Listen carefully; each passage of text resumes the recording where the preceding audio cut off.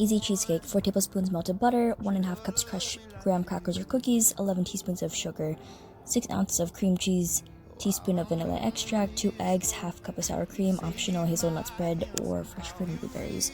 Mix the butter, 3 tablespoons of sugar, crushed crackers in a bowl and make them flat and put it in cupcake liners. Mix cream cheese, half cup of sugar or 8 tablespoons, eggs, sour cream, vanilla extract, and blend until everything is incorporated. Next, just line them in your cup. Optional, you could flavor your cheesecake with spreads or fruit inside as a decoration. I attempted marbling some liners, but others were just so bad that I added pecans and other white Reese's cups, but everything turned out so good anyway.